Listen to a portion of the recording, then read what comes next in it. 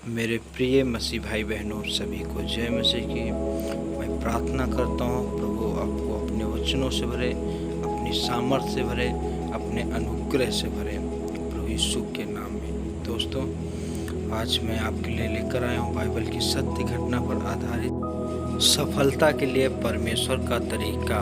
प्रियो, आप सबको अगर ये कहानी पसंद आए तो लाइक और सब्सक्राइब करिएगा ताकि आने वाला वीडियो सबसे पहले आप तक पहुंचे। जय मसीह की। तो आइए पढ़ेंगे लूका रचित सुसमाचार 5:1-11 तक में हम एक घटना को पाते हैं जहां पतरस नामक एक मछुआरा था जिसने रात भर पूरी झील में अलग अलग जगह अपना जाल डालकर थक चुका था, परंतु उसे एक भी मछली नहीं मिली थी। वह पूरी रीति से असफल महसूस कर रहा था। हार कर उसने सुबह अपना जाल को साफ करने लगा। शायद बड़ा परेशान था कि अब घर क्या लेकर जाऊंगा। घर में लोग क्या कहेंगे। तभी उसने देखा झील के किनारे बड़ी भीड़ है और वहाँ एक व्यक्ति कुछ संदेश दे रहा है। वह और कोई नहीं प्रभु यीशु थे। सुनने वाली भीड़ इतनी ज़्यादा थी कि प्रभु यीशु पर गिर पड़ रही थी। तब प्रभु यीशु ने देखा कि पतरस की नाव खाली है।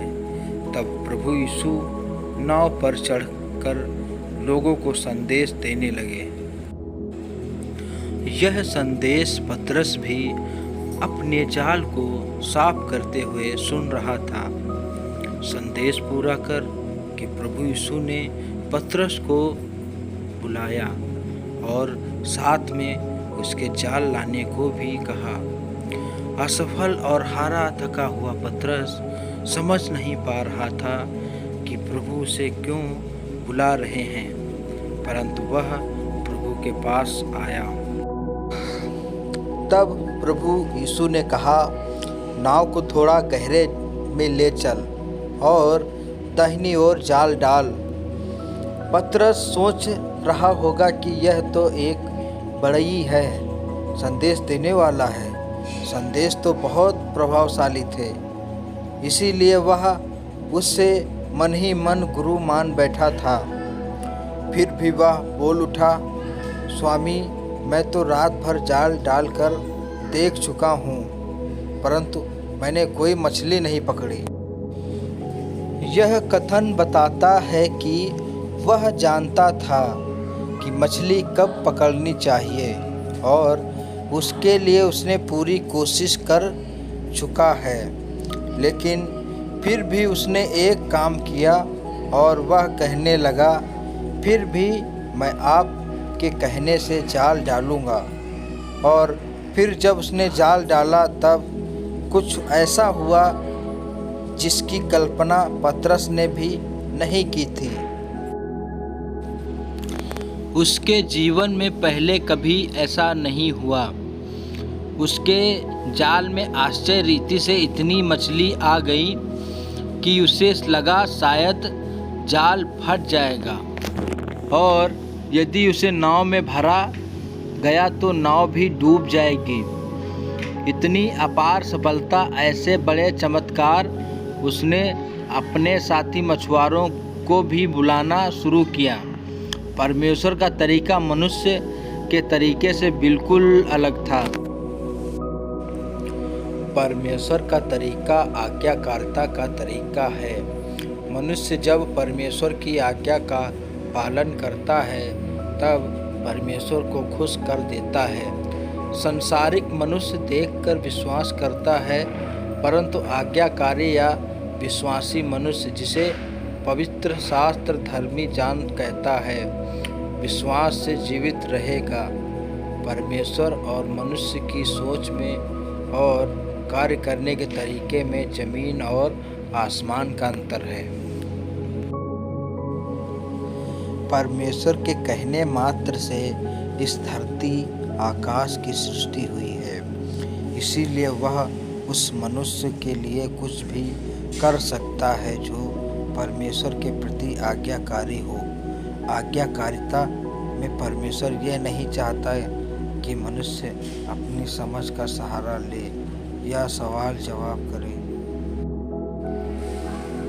बाइबल में ऐसे अनेक उदाहरण पाए जाते हैं जहां परमेश्वर ने मनुष्य को कुछ करने को कहा और उन मनुष्यों ने बिना किसी सवाल जवाब के वाद विवाद के आज्ञा मानी और परमेश्वर ने अद्भुत काम किए, जैसे समुद्र को दो भाग करना, कड़वे पानी को मीठा करना, यरदन नदी को उल्टा बहाना आदि। यदि आज आप अपने किसी काम या जीवन के किसी क्षेत्र में असफल हो रहे हैं, यह परमेश्वर का तरीका अपनाएं, अर्थात आज्ञाकारिता को अपनाएं। परमेश्वर हमारे भेंट चढ़ाने और बलिदान से बढ़कर हमारी आज्ञाकारिता पसंद करता है। परमेश्वर का दूसरा तरीका है लगातार प्रार्थना। सुनने में बड़ा अजीब लगता है, परंतु यह सत्य है। हमारा स्वर्गीय पिता परमेश्वर चाहता है कि हम उसके बच्चे जब उसके पास जाएं तो किसी भी शर्म और फॉर्मेलिटी को छोड़कर उससे एक संतान के भांति हक से मांगे। प्रभु यीशु ने लूका 18:18 में प्रार्थना के ऊपर एक दृष्टांत बताया है। किसी गांव में एक बुजुर्ग दुखियारी विधवा स्त्री रहती थी। दुखियारी इसलिए क्योंकि वह अपने पति को जवानी में ही खो चुकी थी और उसके कोई संतान भी न थी जो उसके बुढ़ापे की लाठी बनता। इस बात का फायदा उठाकर गांव के कुछ असामाजिक तत्वों ने उसके बची कुची संपत्ति पर, जिसके द्वारा उसका जीवन यापन हो रहा था, उससे छीन लिया। इस बुजुर्ग विधवा ने सभी अधिकारी लोगों के पास जाकर गुहार लगाई, परंतु कोई भी इस झमेले में नहीं पड़ना चाहता था। इसलिए कोई भी सहायता के लिए सामने नहीं आया। सच है, अमीर के बहुत मित्र होते हैं, परंतु गरीब का साया भी साथ नहीं देता। इस बुजुर्ग विधवा ने हिम्मत नहीं हारी और लगातार गांव के दरोगा के पास और पंचायत के सरपंच के पास जाती रही। फिर किसी ने उसे बताया कि इस नगर का न्यायी ही तेरे लिए कुछ कर सकता है, परंतु सब जानते थे कि वह न्यायी बड़ा ही दुष्ट, वह सभी भ्रष्टाचारियों में सबसे बड़ा है।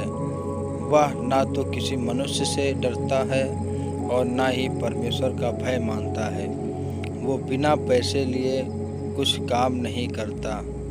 यह बात सुनते ही बुजुर्ग विधवा को तो जैसे आशा की किरण नजर आने लगी। वह उसी समय सारा काम छोड़कर उस न्यायी के पास भागी। जैसे ही वह न्यायी के न्यायालय पहुंची, उसे किसी ने मिलने ही नहीं दिया। सबने समझाया, देखो माताजी, कोई फ़ायदा नहीं है उनसे मिलने का, वे केवल पैसे वालों से ही मिलता है। परंतु बुजुर्ग विधवा ने तो जैसे ठान ही लिया था उससे मिलने का और पूरे दिन इंतज़ार करती रही। और जैसे ही न्यायी अपना काम पूरा कर घर जाने लगा, वह बुजुर्ग विधवा उससे मिलने सामने आ गई और कहने लगी, साहब, मुझे मुद्दई से बचा लो, मेरी रोजी रोटी पर दया करो। न्यायी को ज़्यादा देर नहीं लगी यह जानने में कि इस विधवा के पास कुछ नहीं है। देने को, और इसके पीछे और कोई नहीं है जो इसकी सहायता करे। उसने कहा, देख तू अपना और मेरा समय बर्बाद मत कर, यहाँ से चली जा और दोबारा अपना मुंह मत दिखाना।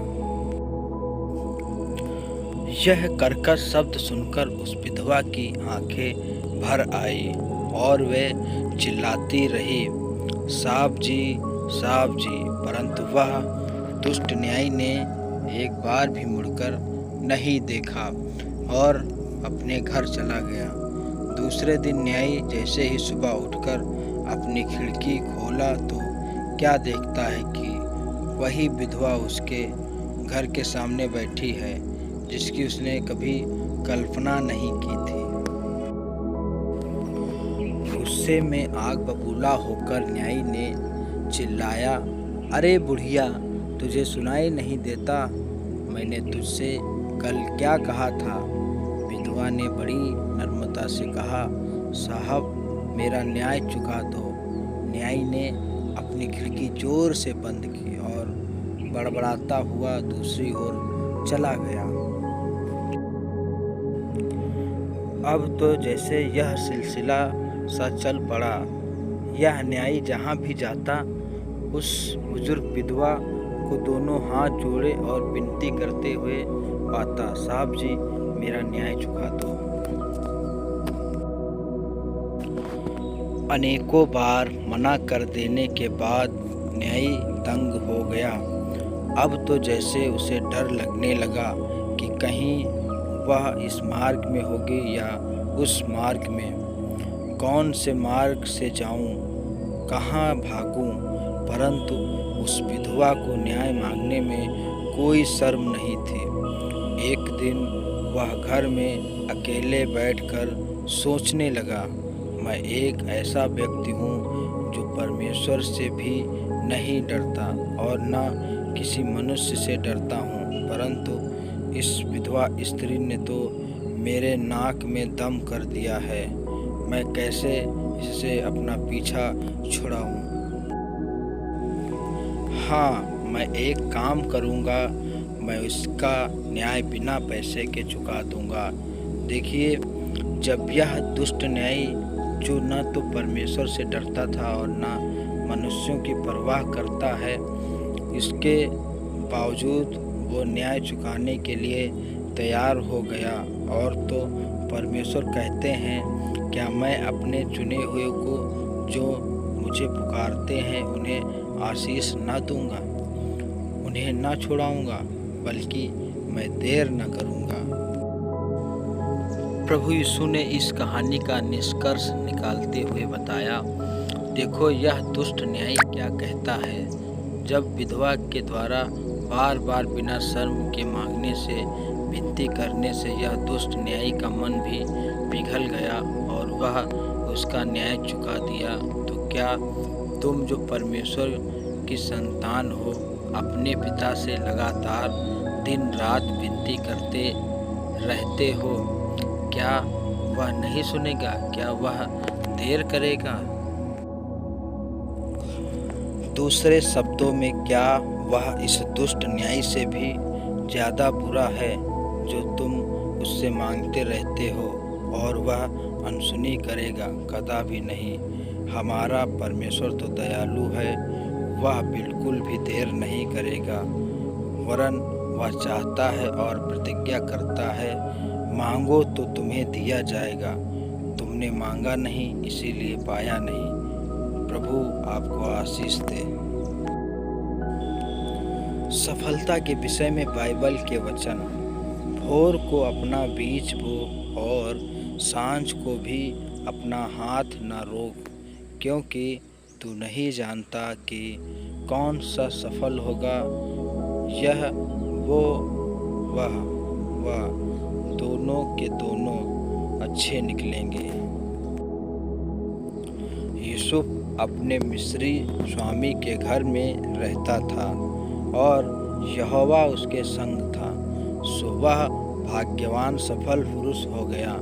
और यूसुफ के स्वामी ने देखा कि यहोवा उसके संग रहता है और जो काम वह करता है उसको यहोवा उसके हाथ से सफल कर देता है।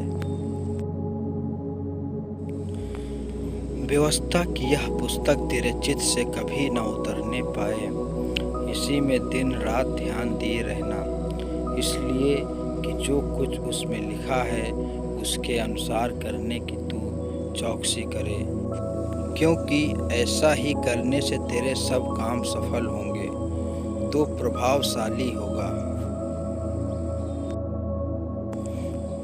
क्या ही धन्य है वह पुरुष जो दुष्टों की युक्तियों पर नहीं चलता और न पापियों के मार्ग में खड़ा होता है और न ठट्ठा करने वालों की मंडली में बैठता है, परंतु वह तो यहोवा की व्यवस्था से प्रसन्न रहता और उसकी व्यवस्था पर रात दिन ध्यान करता रहता है।